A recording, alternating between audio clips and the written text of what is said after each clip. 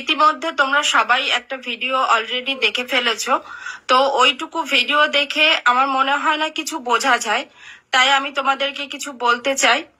তো কিছু বলতে চাই মানে সেই দিনের ঘটনাটাই বলবো। আমি চাইনি এইভাবে সোশ্যাল মিডিয়া করতে। তো যেখানে আমার নিজের ভাই আমার কথা ভাবলো না, তো সেখানে আমি আর ভেবে কি করব, তাই না? তো যাই হোক, সেটাও পরের কথা। মেন ঘটনাটা একটু আমি তোমাদেরকে বলতে চাই। সবটাই A to Z এবার মানে এখন তোমরা আমাদের ওই দিনের ঘটনাটা জানতে পারবে, তারপরে তোমাদের আমার মনে হয় আমি পারবো তোমাদের মনের সমস্ত কৌতূহল A to Z প্রথম থেকে শেষ পর্যন্ত, কোথা থেকে ঝামেলার সূত্রপাত, কোথা থেকে কি, আর এদের মধ্যে আমি কতটুকু ইনভলভ, তো সবটাই তোমরা জানতে পারবে। সেটা আমার কাছ থেকে না, এর মধ্যে আমি একটা মাধ্যম রাখবো, সেই মাধ্যম থেকে তোমরা জানতে পারবে। সেটা খবরের চ্যানেল হোক, যাই হোক, সেই মারফতে তোমরা A to Z সবটা জানতে পারবে। একতরফা কথা শুনে তো কিছু বোঝা যায় না। আমি আমার মতো করে বলবো, যার সম্পর্কে বলবো সে তার মতো করে বলবে, তো এইভাবে শুনে কখনো কোনোদিনও বোঝা যায় না। তাই আমি চাইছি যে একটা মারফত মিডিলে থাকুক, যে দুজনার কথাই মানে একটা ভিডিওতে দুই তরফের কথাবার্তাই থাকবে। তো এর মধ্যে আমি কতটা ইনভলভ বা কতটা আমি দায়ী বা কতটা কি, সেগুলো তোমরা বুঝতে পারবে। তো সেটা পরের ব্যাপার। এখন যেটা মেন বলার সেটা হচ্ছে আমি এই দিনের ঘটনাটা বলবো।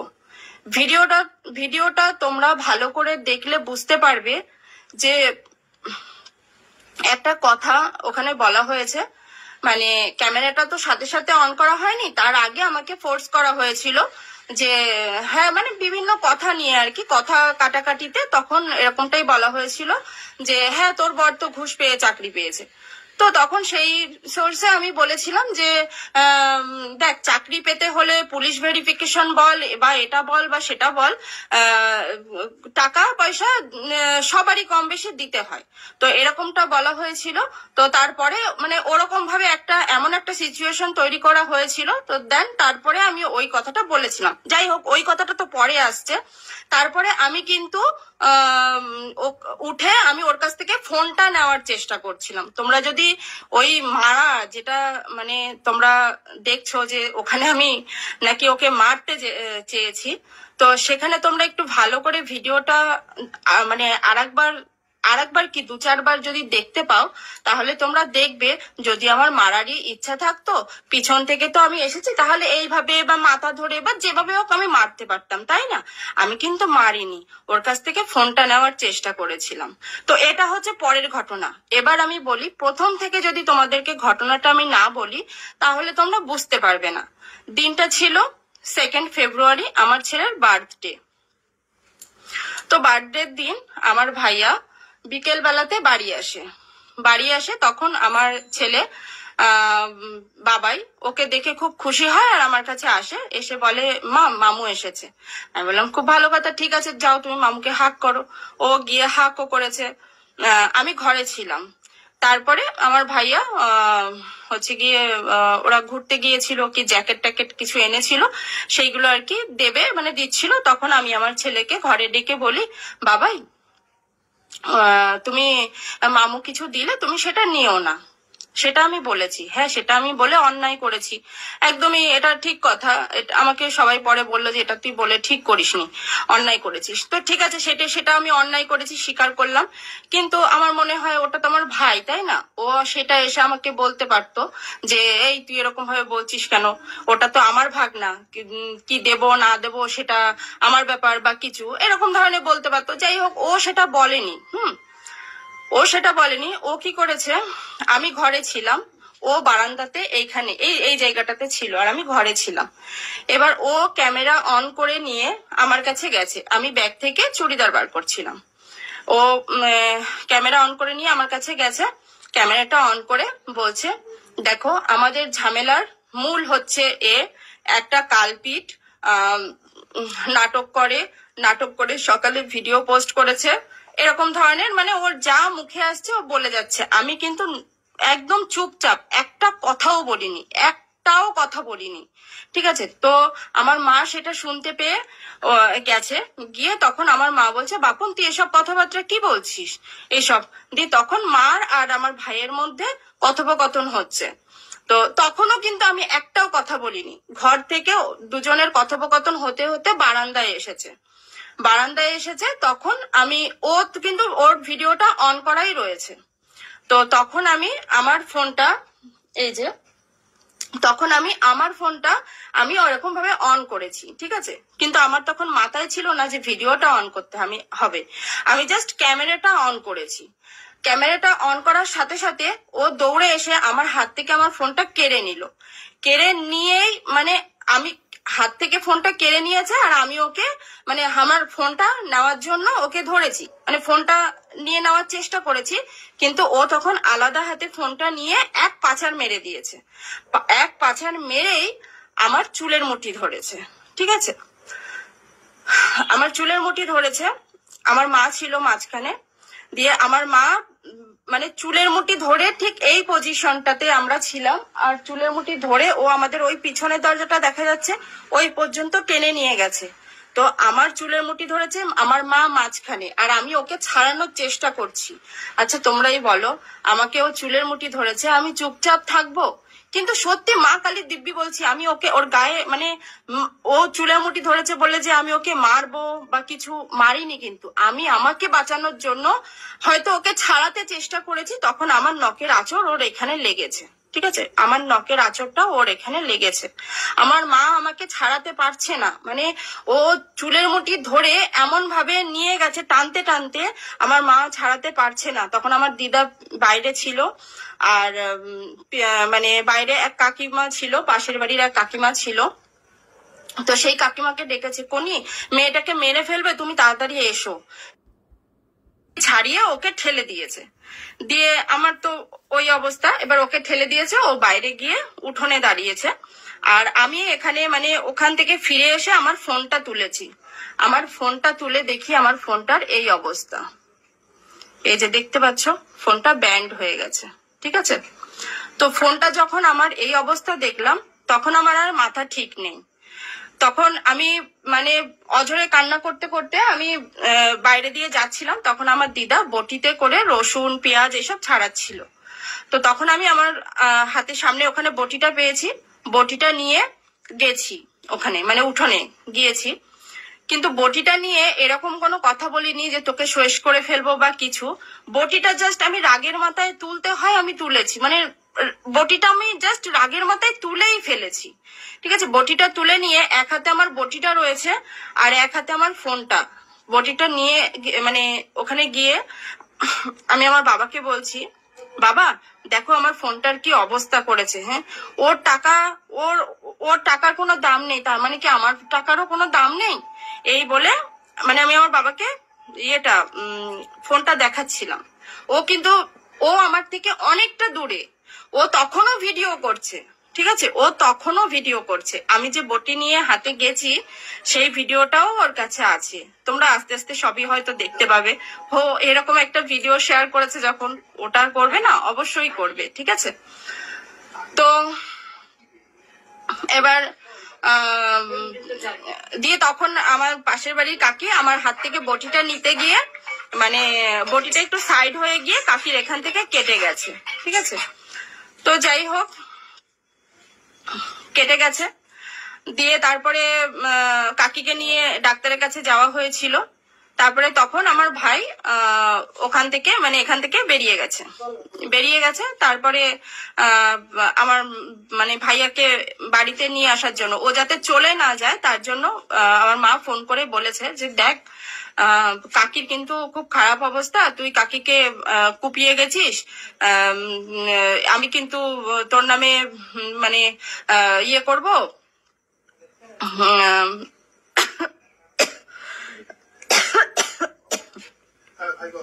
তুই বাড়ি আয়। হ্যাঁ তুই দেখে যা, কাকির কিন্তু খুব খারাপ অবস্থা। তো মানে শুধুমাত্র ওকে, ও যাতে চলে না যায় তার জন্য ওকে এরকমটা বলা হয়েছে। এরকমও বলা হয়েছে দেখ কাকি কিন্তু কেস করে দেবে, কাকির কিন্তু বটির মানে কেটে গেছে, অনেকটা কেটে গেছে, কাকি কিন্তু খুব রেগে গেছে, এরকম ধরনের মানে ওকে মিথ্যা কথাই বলা হয়েছিল যাতে ও আবার ফিরে আসে। ঠিক আছে, তো যাই হোক খুব ভালো কথা, ও আবার পরে ফিরেও এসেছিল। এবার আমরা দু ভাই বোন, আমাদের মধ্যে তো এরকম তো বিবাদ এরকমটা তো থাকাটা ঠিক না। তো সবাই ভেবেছিল যে দুজনকে বসিয়ে এদের কি, আমার কোনো সমস্যা নেই, আমার কোনো মানে ওদেরকে নিয়ে রিপোর্ট বা মানে অভিযোগ বলো আমার কিছু নেই, কিন্তু আমার ভাইয়ের মূল খারাপ লেগেছে। সেই দিনের কথা শুনে বুঝেছি মানে ওদের ওই যে আমি যে দুটো ভিডিও করেছিলাম ওটাই হচ্ছে মূল কারণ আমি কেন ভিডিওটা করেছিলাম। তো ভিডিওটা কেন করেছিলাম সেটা আর এখানে বলার মতো না, যে ঘটনাটা বলতে বসেছি সেটাই বলছি। তো তখন সবাই মিলে